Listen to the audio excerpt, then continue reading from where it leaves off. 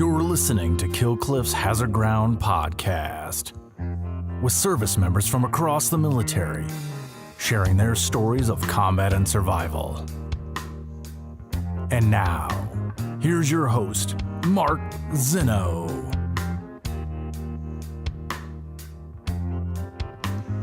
Welcome into the Hazard Ground podcast. As always, we appreciate you joining us each and every week. Before we get to this week's guest, who is a self-suggestion through our website, which we always love, somebody who wants to tell their story. We're grateful for those fans of the show who want to do that. First, a few words of normal homework assignments for you guys. Follow us on all the social media sites, Facebook, Twitter, and Instagram at Hazard Ground Podcast. Please leave some more Apple reviews. Doesn't have to be a lengthy review. Give us 5 stars. Tell us why you love the show. That'll continue to help us grow this Hazard Ground community and get more and more people involved in on everything that we're doing here. Don't forget to subscribe to our YouTube channel where you can watch all of our episodes as well. Just go to YouTube, look for Hazard Ground, and click subscribe. We certainly appreciate you guys following us there as well. Download the Kill Cliff TV app.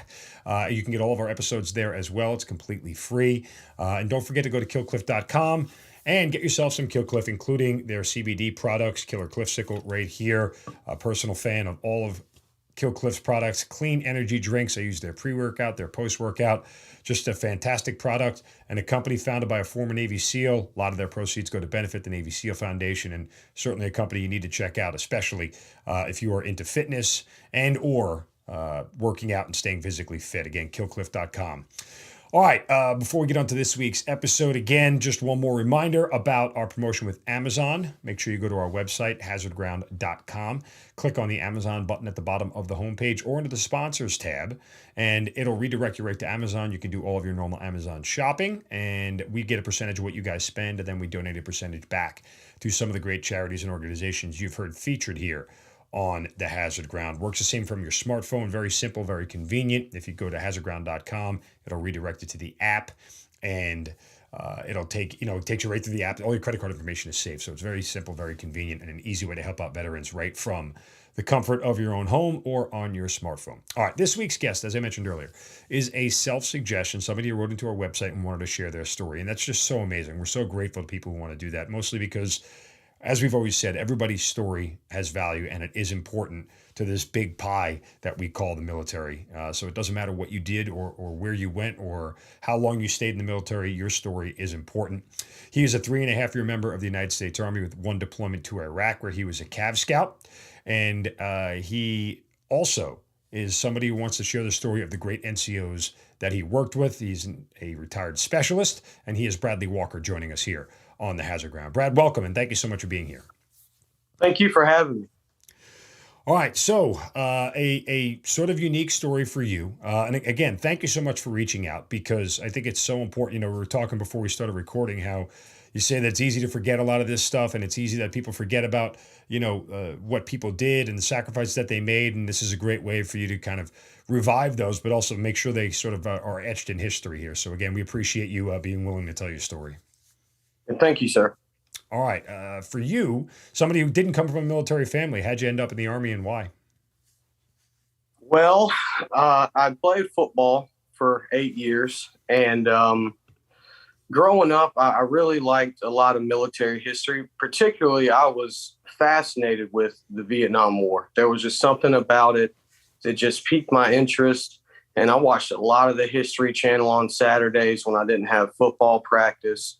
And so I was a little aware of, military history and what the military does and all that, but never had a family member that actually served a day in the military. So I get to the end of my football life, and I didn't have any plans. I was hanging out with the wrong crowd. All I knew was that I needed to get off the streets. I needed to get some structure, I needed to get some discipline, and I needed to get out of my hometown, and there were really no options for me. So I kind of stumbled my way into the Army, really. I talked to a Marine recruiter first, and he said, I can get you out of here in 6 months. And Staff Sergeant Ibanez, he came out of the Army recruiting office, said, "What did he say?" And he said, he can get me out of here in 6 months. He said, "I can get you out of here in 3. At the time, I was like, "Oh, yeah, okay, yeah." So yeah, I stumbled into it. Yeah, I always love the competition recruiting stories, right? They're always a lot of fun. Now, you're a young kid. You were 10 years old when 9/11 happened. Was there anything about that sort of crystallized any idea of military service, or you thought the exact opposite? Well, I remember that day. That day was etched in my mind. It was almost like I didn't really understand what was happening at the time. Hindsight's always 2020. We went to school that day. I think I was in fourth grade, and the teachers they were all buzzing. They were all, talking, what's going on, this, that, and the other. And one of them wheels a TV in to the classroom, and we didn't switch classes until about noon. And we got to watch the aftermath of what had happened. And some of the teachers would come into the room and talk, and it was a chaotic day. And I got home, and the name Bin Laden was really everywhere. But I was a young kid. I was starting football that year, and it was just all really it didn't really mean much to me at the time until I grew up and I understood exactly what had happened. So, as a young kid who enters into the Army, did you know what you want to do in the Army, or you just were willing to do whatever they told you to do? I originally started the route of military police. And honestly speaking, it was a 5-year contract. And I said, man, I really want to know if I can make it in this man's army. So let me do a 3-year contract. And he said, well, I don't really have any available slots, but Cavalry Scout. And I said, what's a Cav Scout? And he showed me the video, guys in ghillie suits, dirt bikes, cool stuff, sitting in sniper hides, all the stuff that you really never get to do. And it sold me. I was like, man, reconnaissance, that's pretty important. I know that from military history. Reconnaissance really can dictate a battlefield. So yeah, why not? I'll be a scout. But did you exactly know, that what a scout did, or you just had no idea until you saw the video? I had no idea until I saw the video. No idea. I knew that, in like military movies, they always say, hey, scouts reported this and scouts. So I know the layman's terms of being a scout, but I didn't know, what the Army's version of a scout was. Okay, so you're off to basic training where? Fort Knox, Kentucky. Okay, not too far from home, right? Not very far. It was my first time on a plane. Oh, really? Yeah. Wow. Yeah. So I actually had my first cigarette outside the airport while everybody else just started smoking cigarettes. I guess there were some people that something had happened to them, so they were going back into one station unit training. We were all OSUT guys. We were all going to the same unit, and they started smoking. And I went over there. I was like, man, can I have one of those, please? Because I was scared. I was like, man, what did I get myself into? I'd signed that paper, and I was like, yeah, I'm going to be in the Army. And then the time came, and I'm like, oh, man. I'm not going to say cold feet, but I was, I had a lot of butterflies in my stomach about that. Did you do any reading on basic training ahead of time, or did you just walk into it blind? No, I did some reading, and there were some people like in my circle of friends. My buddy, all red childhood friend, best friend, he had went into the Navy, and he told me boot camp is not like it is on TV. It's not like they show you on YouTube. When the cameras aren't around, they're going to make sure that you're disciplined. They're going to make sure, yada, yada, yada. So I was like, all right, man. And my dad was a pretty hard-nosed guy, so I took a lot of it for granted. I was like, well, if I can handle him, surely I can handle a drill sergeant. And I went into it with a lot of assumptions of what a soldier does. Yeah, certainly misplaced. My mother's 4'11" and Italian and yells and throws shoes, but even advanced camp for me was a little bit of a culture shock at how much they yelled at you. So not like they tell you it's going to be at home at all. So when you get on ground, are you just sort of like overwhelmed by everything that's going on? Oh, I'm shell shocked. I mean, I could not believe what was now you're talking about my first day ground zero basic OSUT or like reception? No, like your first day as soon as you get there. I mean, are they yelling at you? Are they nice to start or? It was pretty much the drill instructors, sergeants.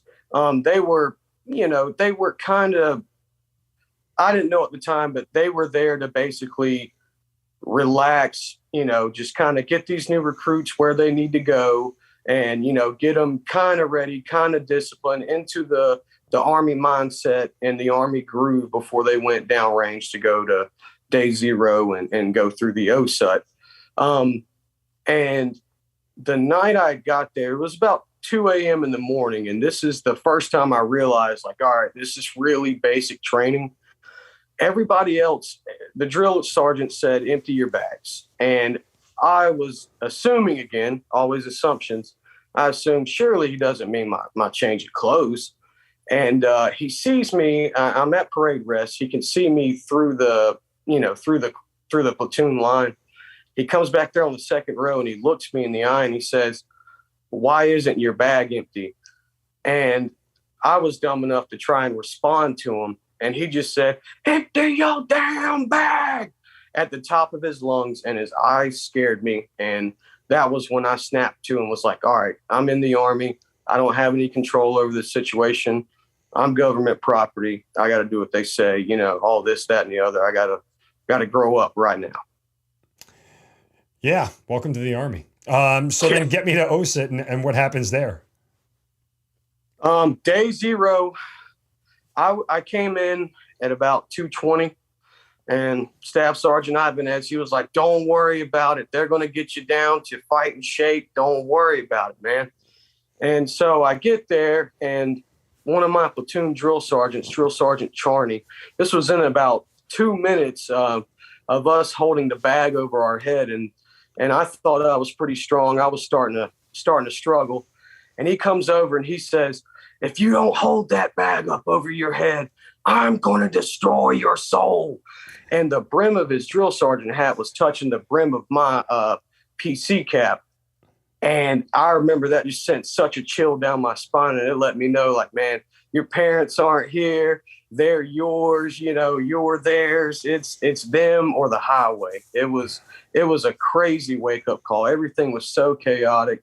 They spread everybody's stuff on the ground, kicked it around. I mean, it was crazy from a guy that came from like an old school, I wouldn't say undisciplined, but, kind of loose on the rules to that within that instant, having to conform to that. It was like walking on the moon for the first time. It's crazy. Did you think you'd made a mistake?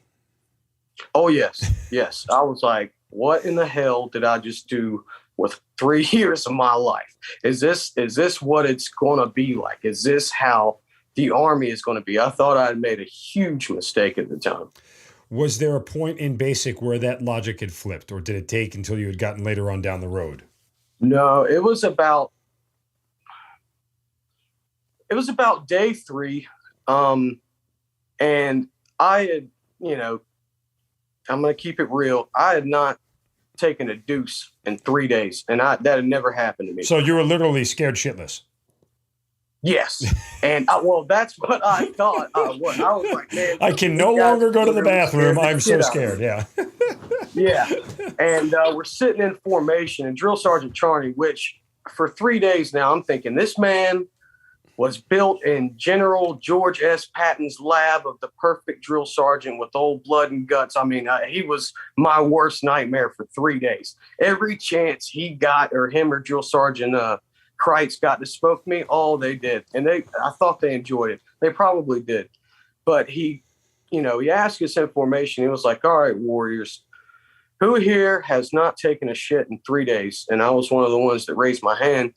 He's like, "Do not be alarmed. Your body is burning calories at, I forgot the word. I think he said at a cataclysmic rate. And you're, it's burning it faster than you can even put it out."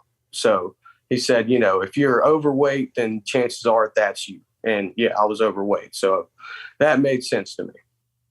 Well, I guess it was a relief that the plumbing still worked, right? Yeah. Yeah. They got to pay that plumber a little extra. When did you finally get to relieve yourself? Well, if you're curious about day 5. Okay. But I know some guys, if you want to keep it personal, I know a guy with 9 days under his belt. Whoa. Oh, yeah. But he was, he had lost. Oh, man. I think he lost. He didn't even look like him. I mean, he had lost 90 pounds, maybe 80 pounds.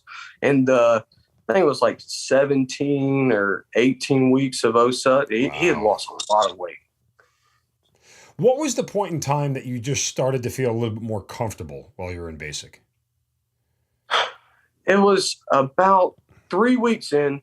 I thought you were going to say graduation. Yeah, graduation is when I finally started to feel comfortable. Yeah, really. But it was about 3 weeks in, and it was after the whole, because the first 3 weeks they are literally breaking you down so they can build you right back up into what they want you to be. It's all by design, and the light bulbs hit when you get to the next point, like the next phase, as they call it. They got the white phase, red phase. Of course, I'm getting that jacked up. But about 3 weeks in, I was like, man, for some reason, I'm starting to get like really passionate. I'm starting to understand like this, what being a soldier is. Being a soldier is about being tough, about being hard nosed, about, taking pride in yourself and taking what, other, the average person can't. And really, and when we started learning about what the Cav does and Cavalry Scouts do, I started realizing like, all right, this is pretty cool. This is pretty cool because, there are a lot of jobs out there where you want to go bang, bang, you want to blow some stuff up. But I got fascinated with the fact that a drill sergeant said, if you ever have to fire your rifle in a conventional war as a cavalry scout, you have failed your job. Your job is on a radio, reporting enemy movement all the time, tracking them, whatever. So, yeah, I started to become almost enamored in it after about 3 weeks. Pretty good. So once basic is over, are you headed to AIT next, I assume? No, we had the same drill sergeants the entire 17 to 18 weeks. Okay, so they did it all in one shot for you? Sir? They did it all in one shot? Yes, sir. Interesting. Yeah, and, they were all scouts, too. So they all had the same MOS as us. And, it was, like I said, I didn't even know they'd seen us as human beings until we got to the end of it. And they just kind of like, it was the night before we were going to meet our parents, have the big ceremony and go home. And that's when they started like, all right, you've made it through this. I can treat you like a soldier now. You're about to go to your unit. And Drill Sergeant Charney, which was a thorn in my side for about 9 weeks. After the other 8 weeks, I think it was 8 or 9 weeks, he had started talking about the real Army. He said, when you get to the real Army, this is all going to be a big light bulb for you. Everything you learn here, all that you've been through, when you get to the real Army, you're going to understand why the method to the madness of why we did, why we are the way we are, because you're going to understand the chances are you're going to go down range. So, yeah. Does that light bulb actually go on for you, or you kind of disagree with his assessment?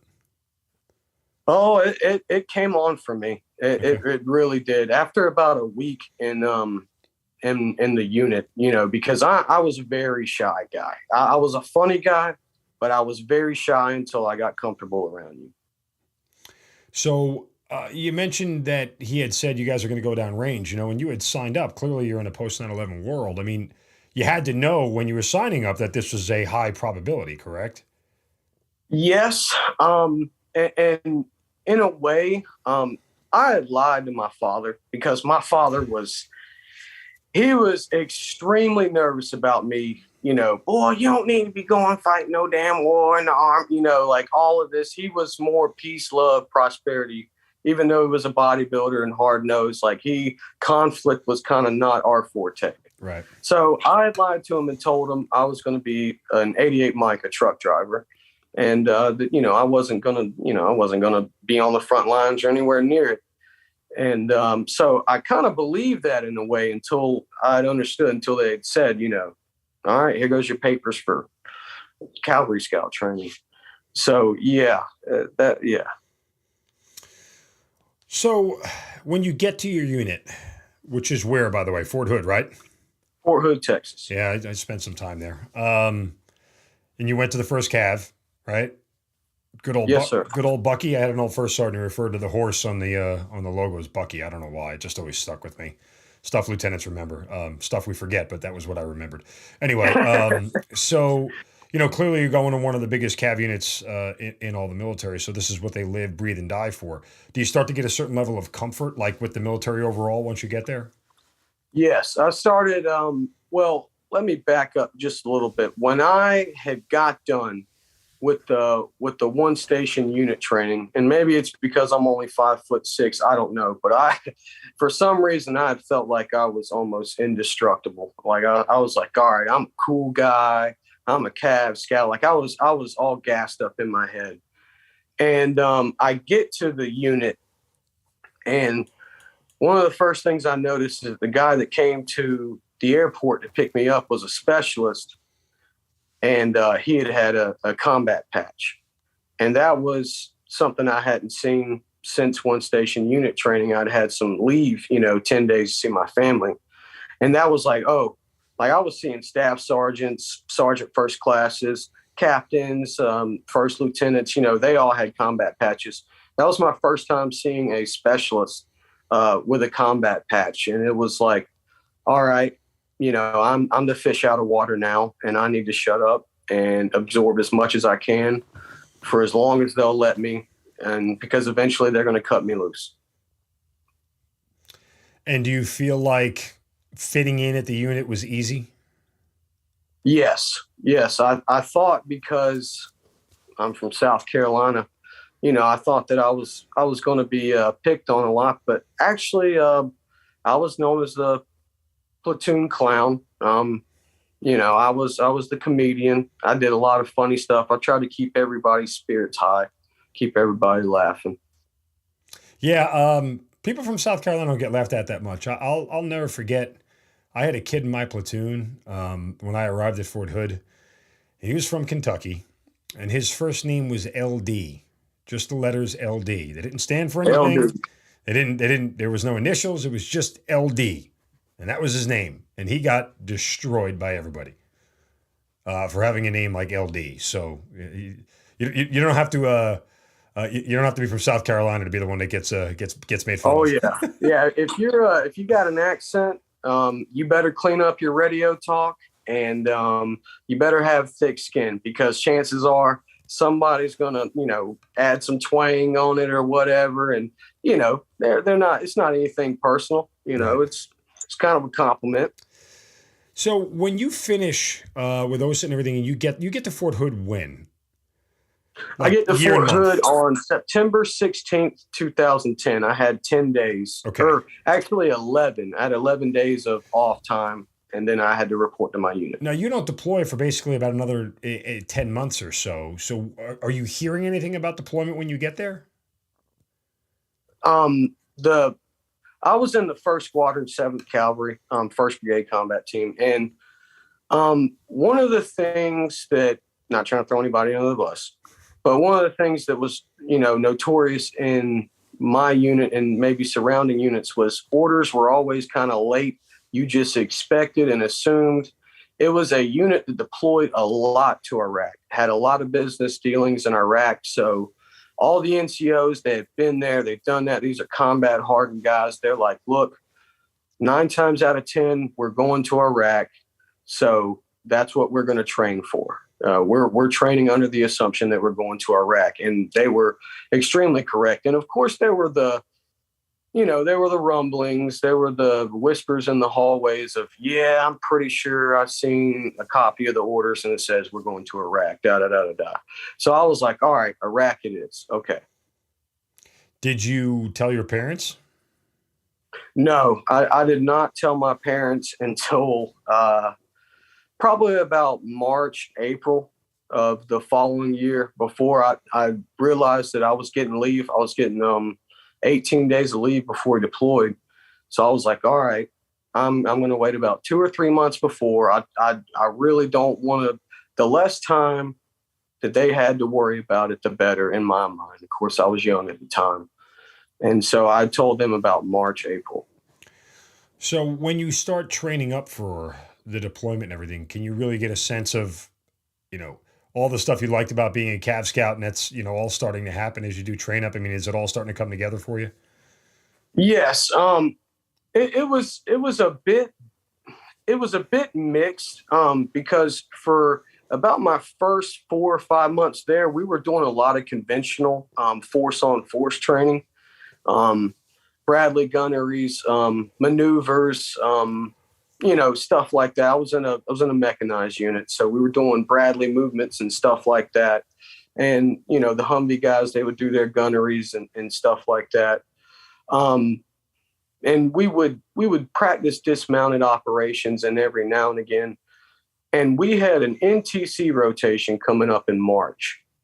And we started gearing up for that in about January, February. We started packing everything up and going to Fort Irwin, California. And we got about 3 or 4 weeks of pretty good training there. It was, they call it the box. And we really that was really my first time it started clicking to me like, all right, you're about to go to Iraq. This is extremely serious. This is extremely important. You got to take everything seriously. You've got to pay attention to detail all the time because lives are going to depend on it. That was when it really hit home for me, when we started practicing scenarios at NTC and was like, this could be real life. And you got to be ready when your number's called. So when you guys leave for Iraq, what do you know about the mission of what you're doing when you get there? Everything was kind of in flux, really. At the time, there was, politicians were doing their thing. There was, all right, you guys need to leave Iraq by this time. But there were still rumblings that we might get more time. There might be a residual force. There might be, they might keep 10,000. They might keep training assist. There was a lot of stuff out there. And so we were training. We knew that our job was going to be to get supplies, get, whatever we needed, any U.S. equipment that we want to take with us. We knew that our job was going to be mainly to convoy escort that north to south to Kuwait so it can be offloaded and sent back to U.S. or wherever they want to deploy the assets. Yeah, I mean, I was on ground. I got there in February of 2011, so we were there at the same time. Oh, nice. Okay. And I remember, I always told people, I said, I told my entire unit, I said, guys, we're coming to Iraq to leave. That's the mission. Leave, right? Like it just never made sense because why would you bring more units in when you're trying to get everybody out? But Washington, Department of Defense and the Army and all their infinite wisdom said, this is the way we're going to do it. And so that's how it was done. But, the whole mission of leaving was a lot more complex and complicated than anybody gave it credit for. Yes. And, I was one that I like to follow the news. That's kind of how it steered me into the military in the first place, was following the news, seeing these guys, going out there, doing their job every day, just some of the baddest MFers on the planet, just America's best. And I was like, man, I want to see if I can do that. I definitely want to see if I can do that. So, I paid a lot of attention to the news and what was going on. And one of the things that was popping out to me about that time frame was that there was a major uptick in basically, I guess you could call it sectarian violence in the country. There was, from January to February to March, it seemed like there was always one big suicide bombing every month. And it was, that name kept popping up, ISIS of Iraq, IS of Iraq. And I was like, man, maybe this is not going to be the cakewalk that I thought it was going to be, like some kind of camping trip or whatever. Like, this is going to be like they're still trying to actively kill U.S. personnel. So have your head on the swivel. No, 100%. And again, I mean, there was, and the other part of the uptick in violence at that point in time is because they had known that everybody in Iraq was in a defensive posture. We weren't really doing there were very limited offensive kinetic operations going on at that point in time.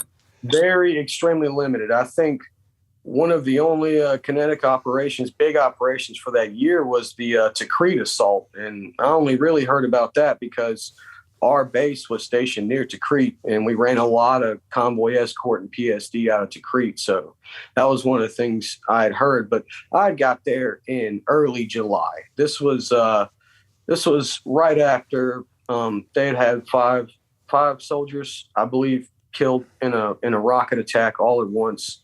So I mean, things were tense, but the NCOs did a great job. Did a great, phenomenal job of keeping everybody calm. And just to back up here, I know I just plowed over this. To the NCOs, when I got to the unit, I thought it was going to be more screaming, yelling, smoking the crap out of me, banging my head around, a lot of that stuff. And one of the things I noticed was that the NCOs were like, look, we ain't got time for all that. We got time to train you.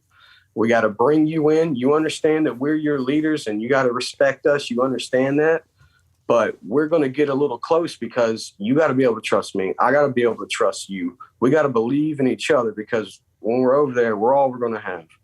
So they wanted to make sure that we were getting close, and they wanted to take us under their wing. It wasn't these new guys this, these new guys that some of these movies portray. It was, hey, I care about you. I want to see you go home, and I want to give you every bit of training, every bit of advice, every bit of information I can so that you can get home to your family. And that's why I'm so appreciative of those NCOs, because those were guys that have been there 2-3 deployments. Those were guys from OIF 1, guys from the Operation Anaconda were in the unit. I mean, there were guys that just had their mettle tested at the highest level.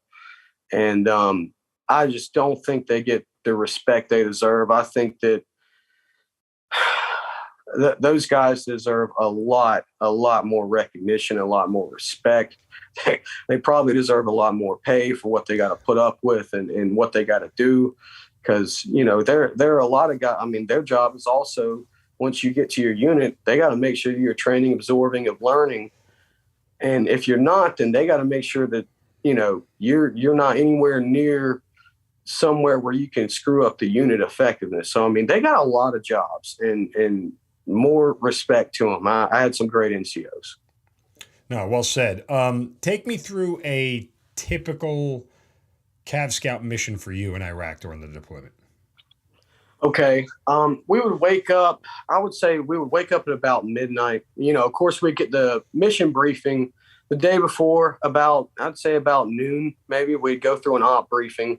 Hey, we're taking this many. We knew how many trucks we would have to escort. So, hey, we're taking 50 of these KBR trucks. We're taking them from Fob Kalsu to Fob Taji or Fob Spiker to Fob Taji. And it's going to probably estimate to take this long. The roads are black, red, whatever the condition of the roads are. And, any IED, any attacks against U.S. or Iraqi troops, checkpoints, anything like that was briefed in the past 24 to 48 hours. And also, we would also have, in our mind, because we had wound up driving on a lot of these streets a lot. And so it kind of becomes like you kind of understand your surroundings after a certain amount of time. So that was mainly the mission briefing right there. And then so they give us some time to chill. They give us some time, you can go work out, you can go get chow, whatever you want to do, call your family if the Wi-Fi is up or the phones are working, or, do whatever you do. Do your dwell time, your relax time. But you better be at the trucks at midnight at this time and not, you actually better be there. They tell you to be there at 0:30. You better be there at 00. You better be there on the dot, ready to go. And so we would go into that with PMCS our vehicles, make sure they're ready to go over our packing list. weapons checks, systems checks, all that kind of stuff. And then we would have we'd have a briefing again, kind of like get the spirit up. Let's get the juices flowing. Let's get our head on a swivel and understand what we got to do. And then we load up and we get ready for SP. Were there times where you guys ran into enemy contact? A few times. One time in particular, I was the platoon sergeant's vehicle, the senior scout vehicle. We kind of had some bouncing NCOs and stuff, so we had some guys covered down, but our senior scout was also the platoon sergeant, and I was his driver. I was in the middle of a convoy escort, and we got about 7 on a big load. We got about 7 or 8 trucks, 53-foot trailer trucks in between us all. And some insurgent decided to take a couple pop shots at the rear vehicle as they were passing by. And we had us and an additional gun truck had to go, we had to go like 400 meters back to get to the truck, and they were driving up towards us. So they had intersected us, and they had drove straight into it was fob Taji, and they drove straight into the fob. And it was just all like, the whole time I had turned around and I knew that we were going towards them. I was like, all right, this is it. This is where we test our mettle and all this.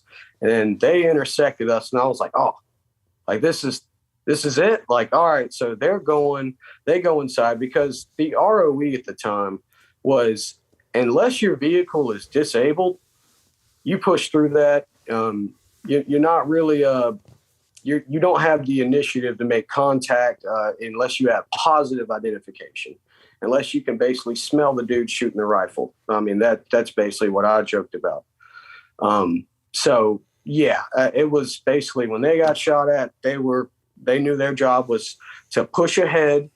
Gun trucks were on the way to get them. And I believe the other gun truck went to the back of the convoy, secured the back of the convoy, and we escorted that truck into Fob Taji. I didn't see what had happened.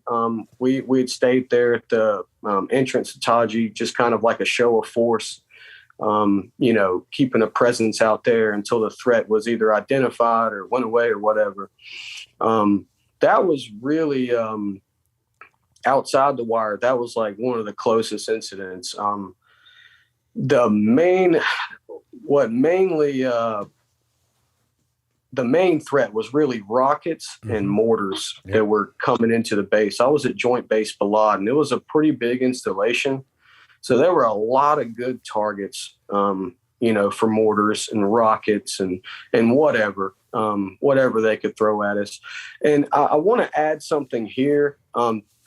The other platoons, blue platoon and white platoon, I don't know if we had like I don't know if we just had luck, if it was an act of God or whatever, but it just seemed like we always missed trouble. And one thing that one of my senior NCOs, platoon sergeant, always emphasized, he said, look, these people want us gone. They want us out of here. You treat them with respect. You look like you don't, you're the one not to be fucked with. Their chances are they're going to leave you alone. If you go out there, you start flipping people off, you start honking your horn, cutting cars off, all that stuff, you're asking for trouble. Just do your job. I'm not going to say politely, but do your job in a dignified fashion. And, that was kind of the thing on the ground. If you look like you don't want to be messed with and you're doing your job, chances are you're not going to be messed with. So that was a key point of emphasis. You mentioned stuff inside the wire. Did something happen to somebody inside the wire in a rocket attack or a mortar attack? Yeah, I mean, the Iraqi army, Iraqi police, they were, those mortar and rocket attacks. This was such a big installation, and we were all the way inside of it. We were in the middle of it. So they were the ones taking all the casualties, the Iraqi army and the Iraqi police. And we would see the fire trucks and the ambulances. The closest I ever got to anything was I was on the way to a chow hall, and there was a couple staff sergeants in front of me, and it was me and a friend Bonstetter, and a mortar came in. Like it was pretty close. It was about 250, maybe 300 meters away. You could see the little plume in the distance. And then you heard it. And we had hit the ground, and the staff sergeant hit the ground too. And I was sitting there, and me and Bonstetter were looking at each other, scared shitless. And the two NCOs had looked at each other and just gave each other this little, kind of laugh. And they just got up and was like, "Hey, let's go to the chow hall." And I was just sitting there like, man, that was close. Of course, my version of close at the time. But yeah, that was really the closest anything's ever happened to me. There was a couple wire breaches towards the end of our stay because I guess the Iraqis knew that a lot of our unit had, started moving down. We were closing down that base. So we were one of 3 of the last units there. And there was a couple wire breaches. I don't know if anything ever came to fruition. Could have been a lot of things. So this deployment goes on. And then, by the way, the main effort had all closed up shop by December of 2011, but you guys had stayed on past that. Why? Well, we were on the border of Kuwait. Okay. And our job, 1-7's job at the time was QRF for any convoy that was coming from Iraq to Kuwait that was in trouble. Got it. Our lieutenant colonel was like, "Hey, we're their 911."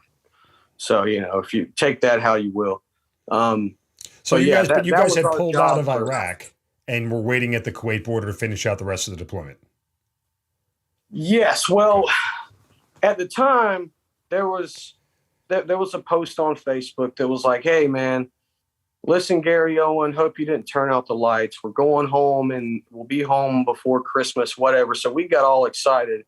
And a lot of the senior NCOs were like, "Man, look, I don't know who put that on there, but that is not true. They got us for a year. They're going to use us somewhere." And so I was naive, and I got my hopes up. I'm going home 6 months. I got my little taste of deployment, got my little taste of Iraq. I'm going home. No, you're going to go sit in Kuwait and be QRF and train and you're going to go sit in Kuwait and be completely miserable is what they should have said. Yes, a good old Camp Buehring. Yes. One of the worst places on earth. Hey, I didn't want to say it, but yeah, that was my first time that I had said, you know what? The next day we had set up, we didn't have anything set up when we got to those tents, and we had set up 50-man tents. It was 2 platoons, scout platoons, about 20, 25 guys. So it was 48 to 50 guys in a tent. We had to set up all those racks. And I remember just saying, I was like, dude, I would love to be back at Joint Base Balad. It was sweet. The Air Force was cooking us marinated chicken breasts. Yep. You had steak and surf and turf and all this. I was like, man, we're in Kuwait now, not even in a combat zone. And this is horrible. There's nothing to do here but train. Crazy. That and go to the gym. I mean, yeah, it gets swole. It's amazing to me still. We are now going on 30 plus years of being in Kuwait on annual 1-year rotations. It's the worst place on earth, the worst military summit you can have. We haven't figured out a way to stop doing it yet. Go figure. And it seems like if you're a mechanized unit, they got your number, because I think we replaced a unit from 3rd ID, mechanized unit, and then there was a unit from 3rd ID that was coming to replace us. So it was kind of like, I guess they like to, keep a mechanized unit there just to run them around and train them. Well, you got nothing but desert and open land, or we'll run tanks over yeah, so it's perfect place. All the space in the world. All right, so I assume that the rest of that deployment finishes out pretty mundane and simple on the way out? Yeah, we were watching the stuff that was going on in Afghanistan, and they just wanted us to, basically the whole time we were there in Kuwait, it was to keep a heightened alert and just train for whatever scenario may come our way. We did a little bit of everything. We got to work with, we got to do some Larp training. We did a Larp mission that was like an overnight, it's like about 16, 18-hour mission, I think. And it was pretty cool, using your night vision, walking through the desert, trying to find your way around. That was pretty cool. But it was a lot of training for, trying to be the jack of all trades for whatever, because we didn't know what was coming down the pipe. So we just wanted to stay ready for everything.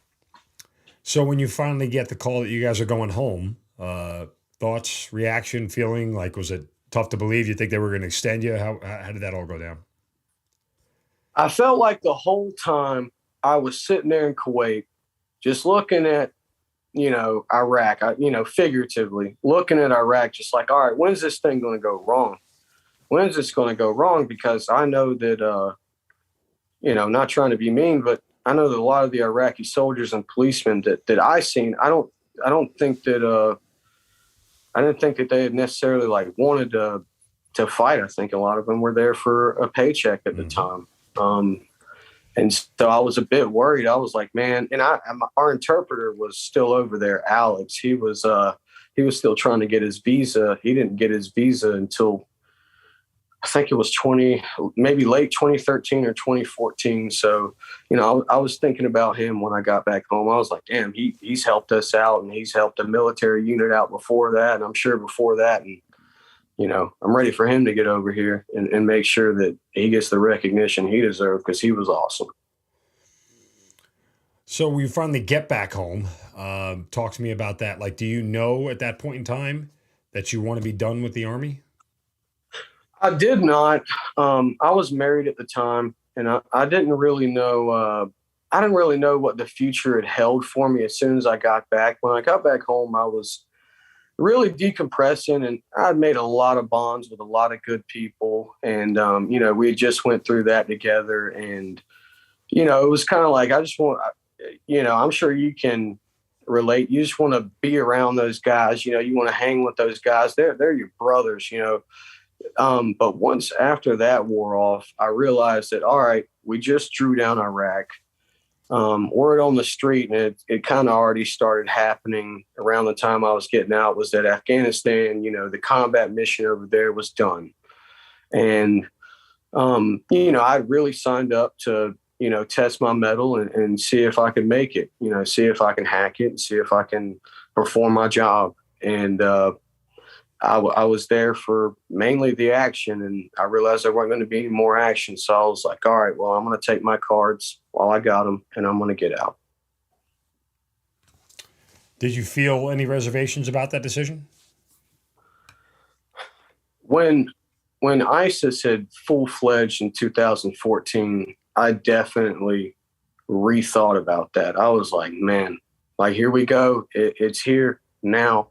And U.S. troops there are sent for advise and assist. But at the time, I was like, all right, I think this may turn into, they may have to send combat troops over there to push ISIS, out of some of those cities. Because at the time, the Iraqi army and the Iraqi police, they were kind of, they were getting hit pretty hard. And that really ended when the Iraqi army, specifically Iraq's Gold Division, the really crack Special Operations Division, when they started getting their victories. And I was like, all right, so the people of Iraq are going to, they're pretty much telling us this is, we'll take it from here. This is our fight to win. And so I was like, all right, well, I think it's officially over. And yeah, I mean, that's really what I joined the Army for. I was naive, and I was like, I want to go deploy. I want to go deploy to Iraq. I want to go deploy to Afghanistan. And I got humbled, of course. In what way? Yeah. Yeah. No, in what way did you get humbled, though? Well, I knew that, first of all, I was not invincible. I knew that I could, I could be killed. I could die just as easily as anybody else. I knew that I wasn't the baddest man on the planet. There was somebody else that was badder than me. Those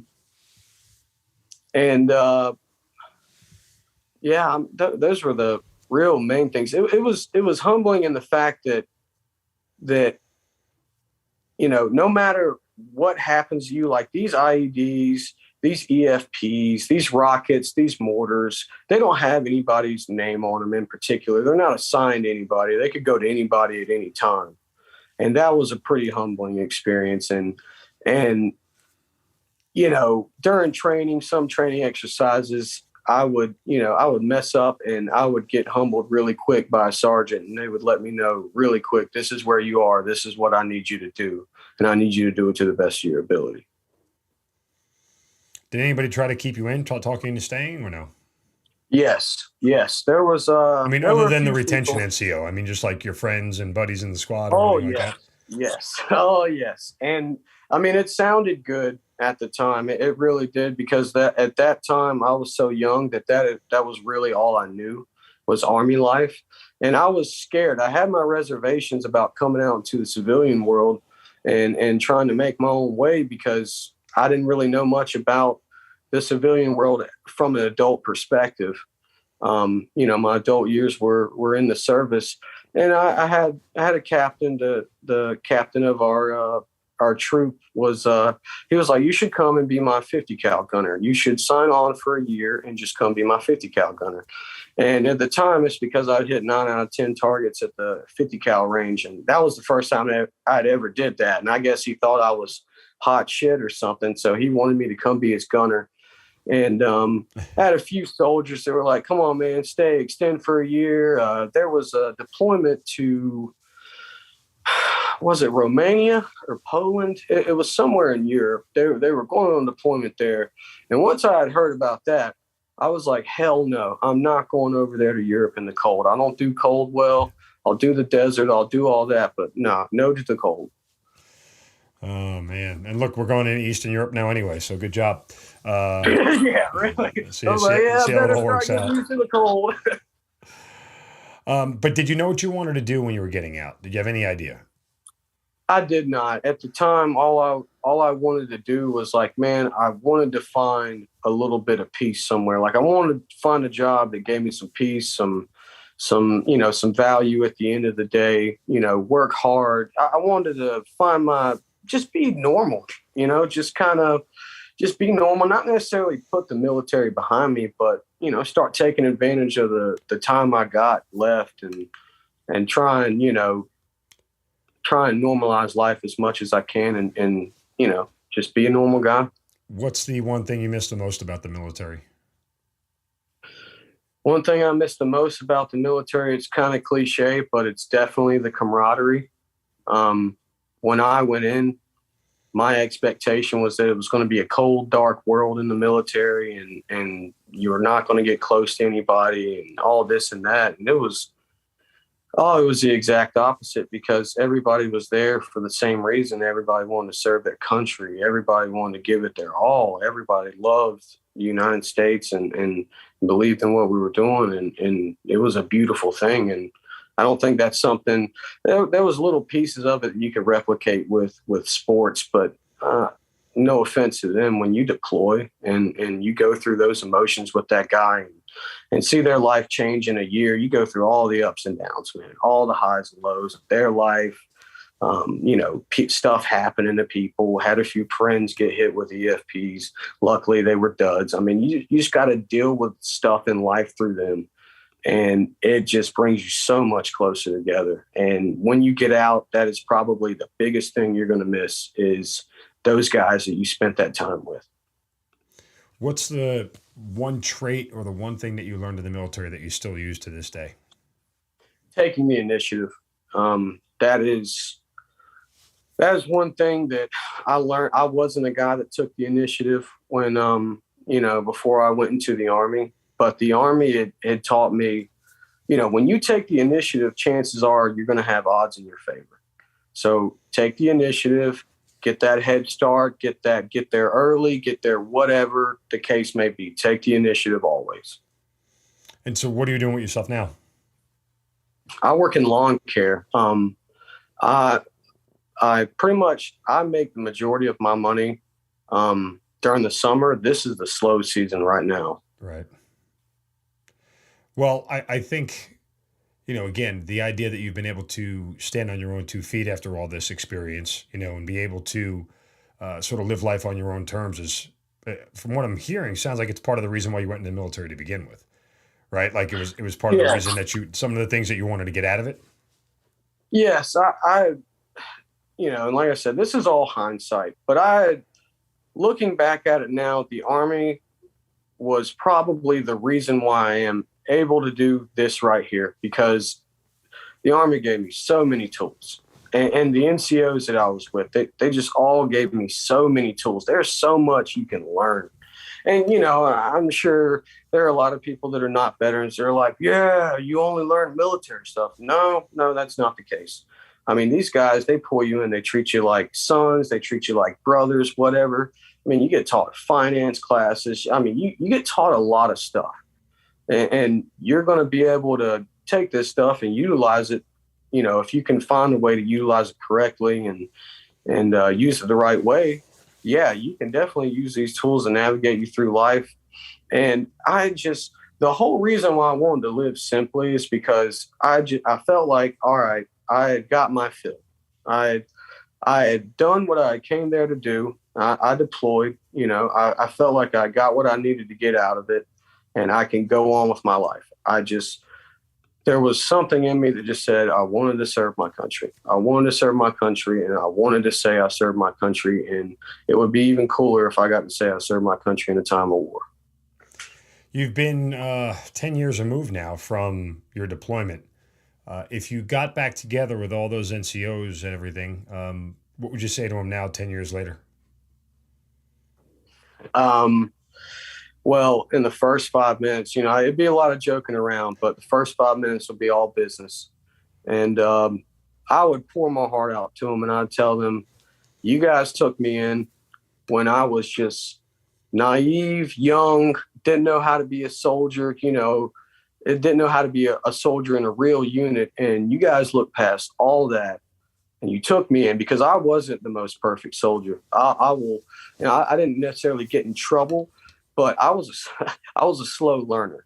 And I had some NCOs, thankfully, that had some extreme patience, and they pulled me in. They taught me how to be a scout, taught me how to be a soldier, taught me all the discipline, and kind of let me into the circle. And I can't thank them enough for that. And some of the stuff they taught me not only helped me on deployment and in Iraq and in Kuwait, but also in life. Even today, you know, I lost my father in 2019, and I'm lucky because in a way I had some uncles or big brothers that, you know, I'm still able to bounce stuff off of them, and I'm still able to talk to them because I'm 30 going on 31. You know, I'm still learning how to be a man. I'm about to be a father in July. So I just can't thank them enough. And all the junior guys I served with, E4 Mafia, all those privates, you know, I get privates every now and again that I serve with. One particular messaged me last year, a guy that I was pretty high on, and he said, he sent me a picture of a E4 holding it was these Ninja Turtles, and it was an E4 holding a private in a private first class's hands. And says, we all know that one specialist that is the reason why we're still in the Army. And he sent me that, and he said, this is you, dude.